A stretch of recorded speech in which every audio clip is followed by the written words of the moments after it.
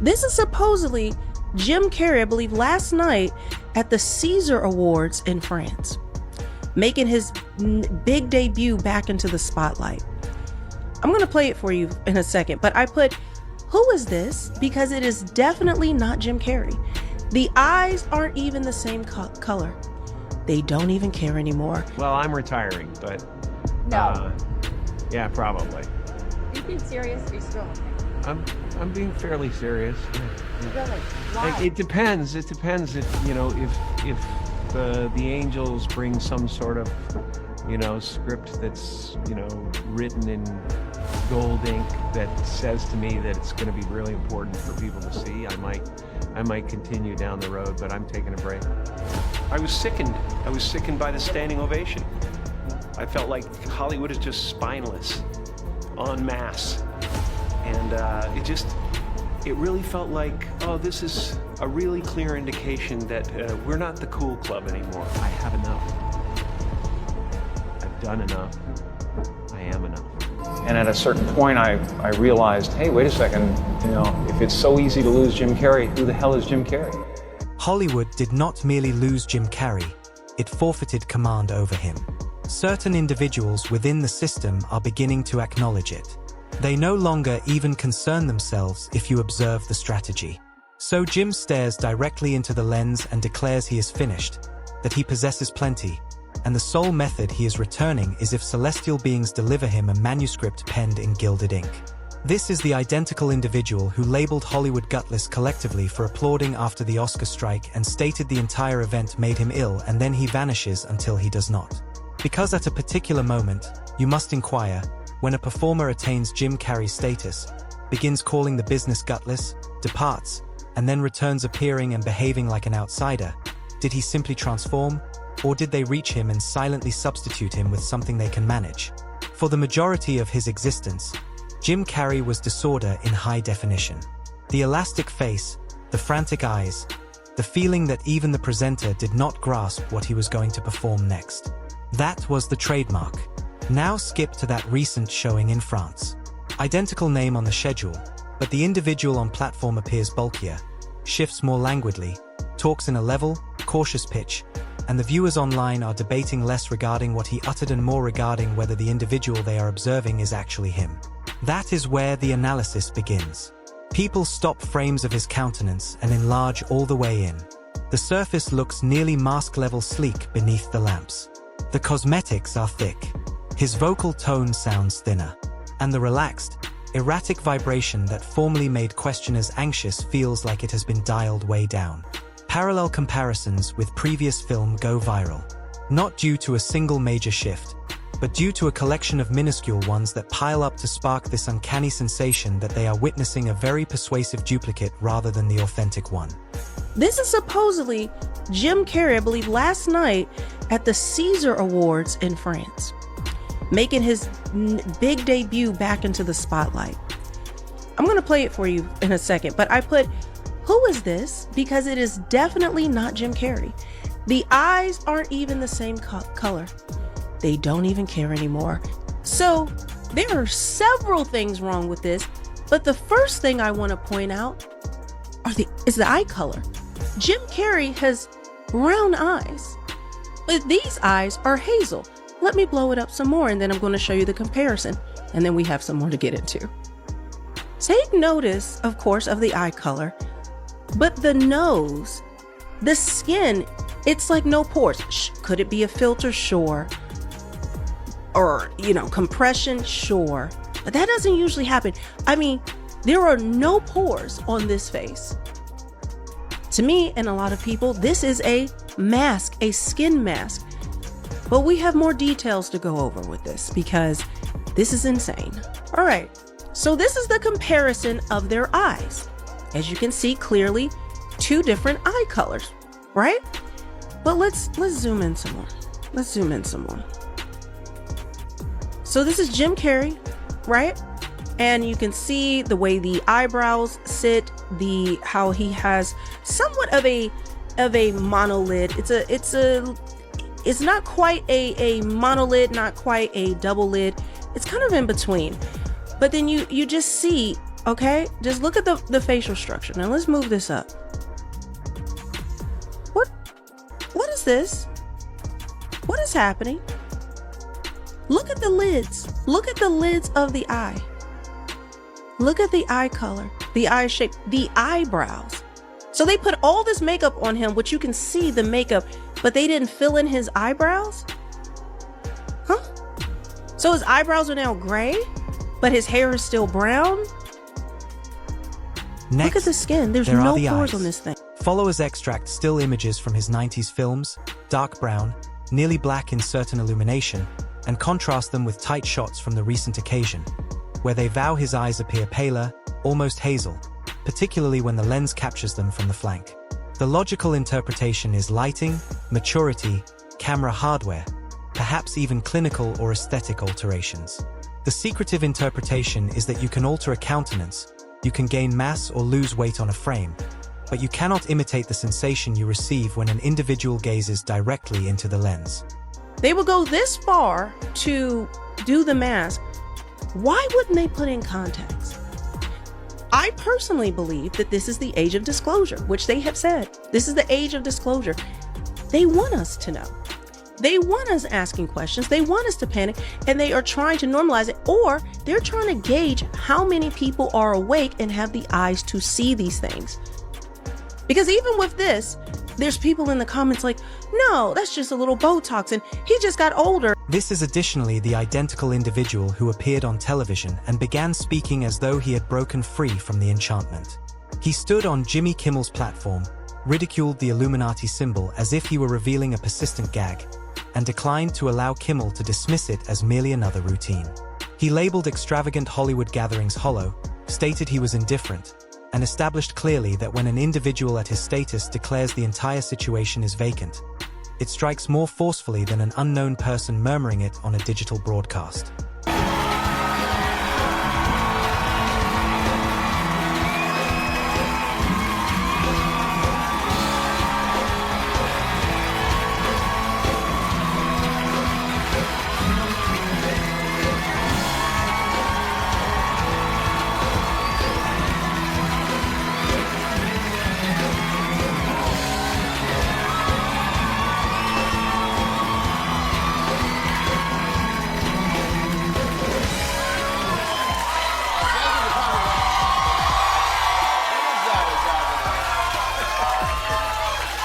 Is that a gang sign? Have you, Oh, like you don't know what it is. You don't know what that is. I have no idea. You don't know. Jimmy Fallon doesn't know. David Letterman doesn't know. We don't know. All the comics and show business don't know what this is. Right? Yeah. What is it? Come on, Jimmy. Seriously, the time is up. People are hip to this kind of stuff. I'm here tonight to blow the lid off it, to be the whistleblower. I'm sick and tired of the secrets and the lies. It is the secret symbol of the Illuminati, and you're a part of it, and it is the all-mocking tongue. Oh. I like it. It's the symbol of the all-mocking tongue. And I'm sick of it. I want everybody to be in on the joke, man. You know what I mean? Like, for years now, talk show hosts, people on television, people in sitcoms have been hired by the government to throw you off the track, to distract you, to make you laugh and stuff like that, make you happy and docile so you don't know what's really going on. You know, and they get out there in the woods in a circle naked and they decide these things. And, you know, and you know, look at him trying to come it up. It's hilarious. I'm doing just fine. I just, you know, there's no meaning to any of this. So I wanted to find the most meaningless thing that I could come to and join. And here I am. They're celebrating. I mean, you got to admit it's completely meaningless. Well, they say they're celebrating icons inside. Celebrating Do you believe in icons. Boy, that is just the absolute lowest aiming, you know, possibility that we could come up with. It's like icons. Do you believe in icons? I don't believe in personalities. I don't believe that you exist, but there is a wonderful fragrance in the air. You don't believe certain icons have the power to make change, to think differently, to be bold, to inspire others? Artistry, you're one of them. On the good foot. Ha! Yeah. You shut it down now.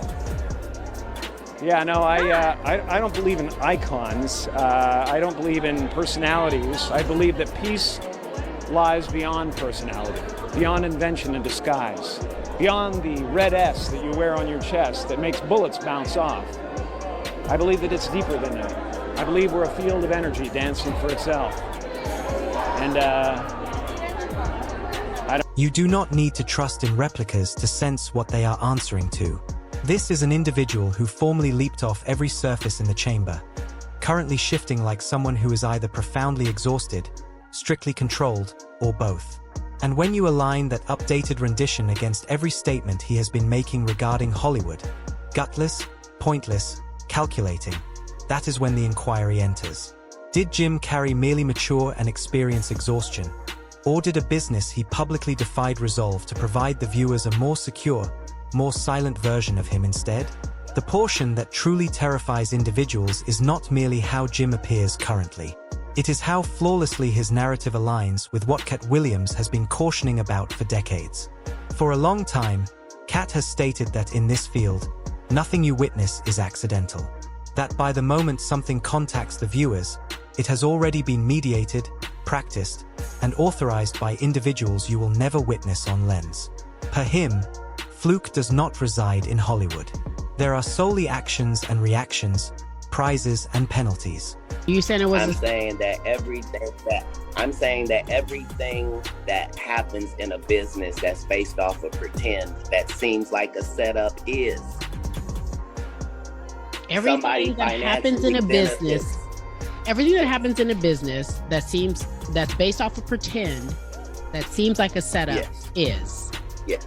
What I'm saying is, if Jussie Smollett and Lee Daniels for a living make stories that are not real, and they make them so good that people believe them and buy them, and that's what business they're in, why would you think it would be weird if they flipped out and said a story that turned out to not be true? Why? Why would we think that? If they are capable of doing that for a living. That's what they do for a living. They do that 300 episodes. Is take something fictitious and make it seem real. That's the business. This is an individual who transitioned from being the production house's prize jester to openly labeling Hollywood gutless, criticizing the Oscar rising applause, revealing emblems and mysteries on midnight television and advising youth to stay far away from this business. He ceased cooperating. He shattered the fantasy. He informed people the vision is a mechanism that can construct you, then erase you as if you never existed. Telling your kids, don't come to Hollywood. I'm serious. Your camera's there. Jim, what about for you? I mean, you had it, on such a grand scale. All of a sudden, you were the biggest movie star in the world, and your paychecks and all of it were public. And I imagine getting out of a car, it was being swarmed with And 90% people. myth as well. So that's a tough thing to deal with. What does that feel like? People What does it create your life. Yeah? They take elements that are true and they put it in an article so the article looks legit, and yet there's so much of the article that isn't true.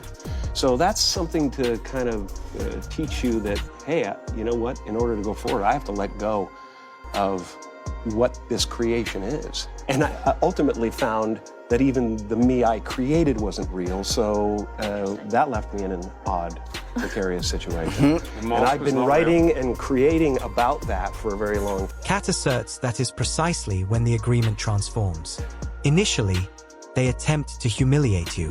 Subsequently, they endeavor to alienate you. And if you still refuse to return to formation, they reconstruct your narrative without requesting your consent.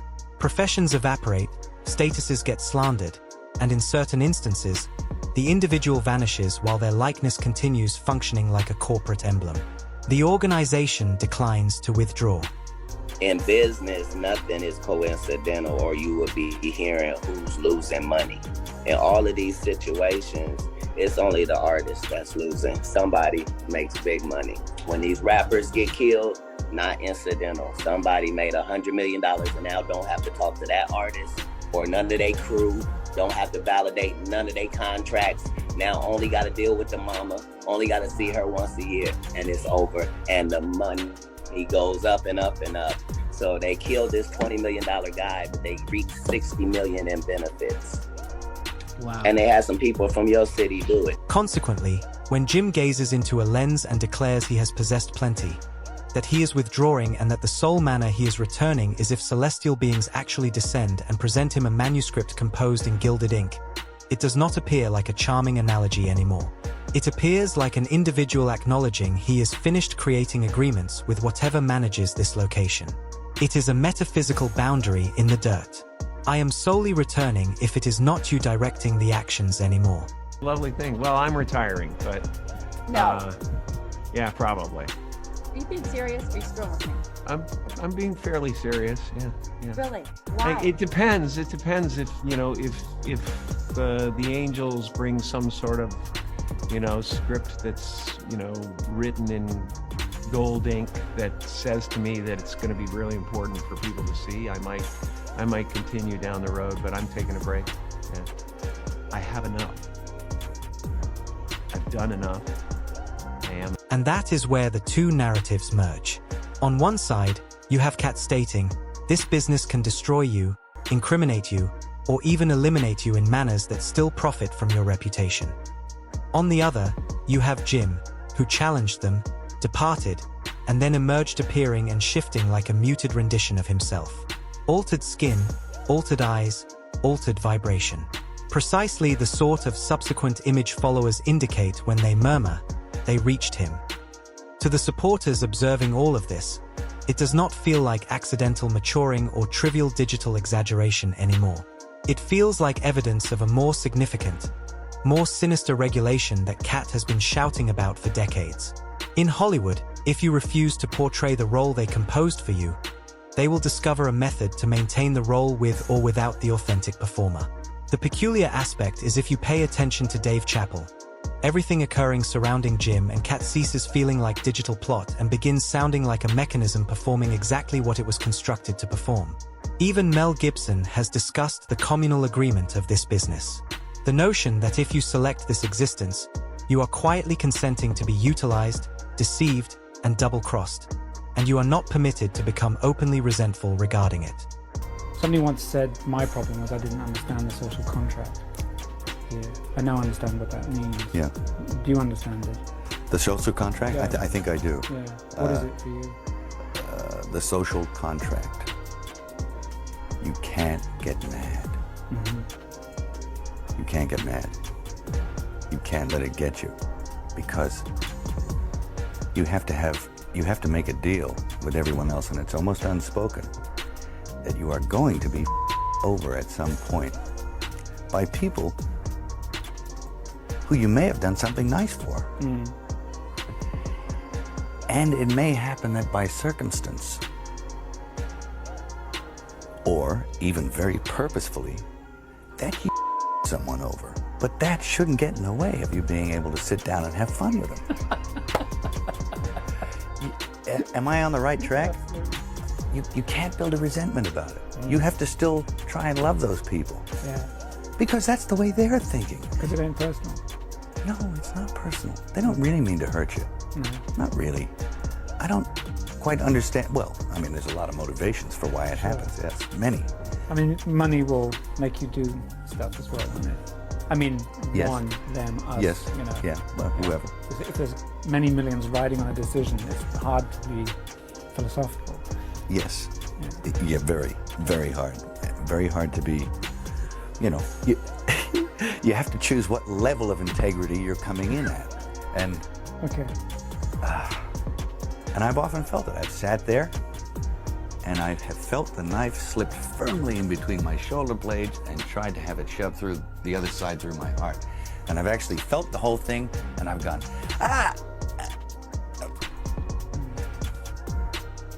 All right, wait till next week, or I'll think, and you'll resent it for a little while, and you have to let it go. Otherwise, you'll eat yourself alive. He depicts how Hollywood penalizes individuals who are too intelligent, too sincere, or too vocal. Initially, they brand you insane, then they distort your narrative, and if that fails, they endeavor to delete you while continuing to profit from your fame. Now, compare that with Jim and Katt.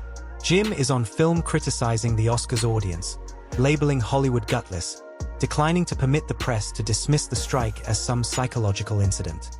He appears on midnight television revealing emblems and gags everyone else considers off-limits, and then plainly advises youth not to enter Hollywood because it is a legend and a snare.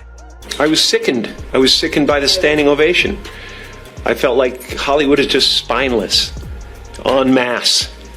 And it really felt like, oh, this is a really clear indication that we're not the cool club anymore. There was some question today about if anyone else had walked from the audience and done that, they would have been escorted out by security or maybe even arrested. The police asked Chris if he wanted to file charges. They asked Chris, do you want to file charges? And Chris apparently said no, he did not. He doesn't want the hassle. I'd have announced this morning that I was suing Will for $200 million because that video is going to be there forever. It's going to be ubiquitous. You know, that insult is going to last a very long time. If you want to yell from the audience and disapprove or show a disapproval or say something on Twitter or whatever, you do not have the right to walk up on stage and smack somebody in the face because they said words. No, I agree. I think we all agree on that. I just thought, Jim, that it escalated to that. You know what I mean? That it escalated to that level. It didn't escalate.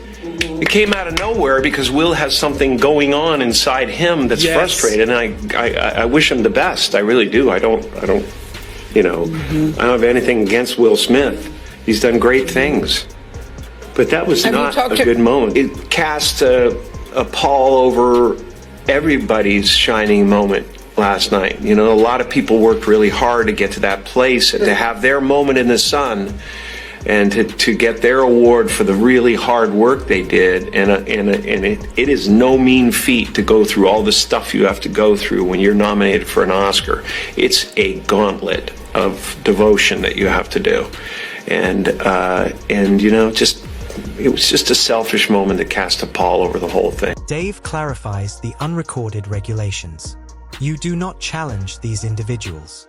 If you do, they will demolish your existence. Katt clarifies the operations. Nothing is unintentional, involving how and when a celebrity collapses. Jim appears as the living illustration, challenging the system, departing, discussing celestial beings and gilded manuscript scripts, and subsequently resurfacing as a milder, more peculiar rendition of himself that supporters vow does not feel like the identical individual. To the ordinary person, that might still appear like a fluke. To individuals who have been attending to Dave, Katt, and Jim collectively, it feels like three spectators depicting the identical beast from various perspectives, and one of them might already be positioned before us sporting a different countenance. Jim did not merely wander away from Hollywood. He began uttering things that made it appear like he was attempting to flee it. There is a point where he acknowledges almost offhandedly that he is forfeiting his perception of identity, as if the rendition of Jim Carrey the public anticipates has consumed the actual individual entirely. Don't get me wrong, Jim Carrey is a great character, and I was lucky to get the part. But I don't think of that as me anymore. You don't? Not at all? Not really, no. I used to be a guy who was experiencing the world, and now I feel like the world and the universe experiencing a guy. It does not appear like a joke.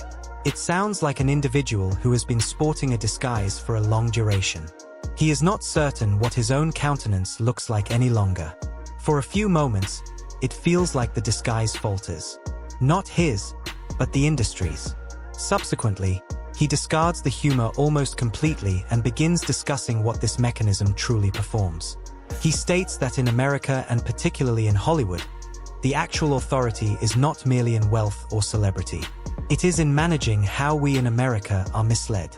Reality programs have distorted our concept of what a protagonist is or what the reality is. He depicts how media can warp awareness, shroud reality, and make the viewers witness precisely what it desires them to witness. It is not merely rumors, it is conditioning. Consequently, when followers observe him later, bulkier, altered, remote, and begin murmuring that he has been substituted, they are not extracting that dread from nothingness. They recall the individual who stated he was forfeiting himself. They recall the person who appeared on live television and ridiculed the emblems everyone else is frightened to even identify. They recall him cautioning that this business distorts reality for a career. By the moment, they are publishing hypotheses that Jim understood too much and that the higher tiers of this business did not appreciate what he was stating. It feels less like frantic suspicion and more like a coherent subsequent phase in the narrative he began sharing regarding himself. The public was convinced that Jim Carrey knew too much about the Illuminati and Hollywood, and he was starting to say some things that were pissing off really important people. That is why Jim Carrey, back in 2017, kind of stepped away from show business. There's an interview I love of Jim's where he is on the red carpet and he's being interviewed, and he's not giving this reporter anything that she wants. He's pretty much just casting doubt on the entire event there and the meaning of it and the importance of it, and it seems like he was so over the phoniness of this. In their perspective, Jim did not merely depart from Hollywood. He attempted to retract the veil, and something or someone intervened to ensure the veil shut on him instead. Hollywood desires you to believe this is entirely just maturing, poor perspectives, and over-enthusiastic supporters.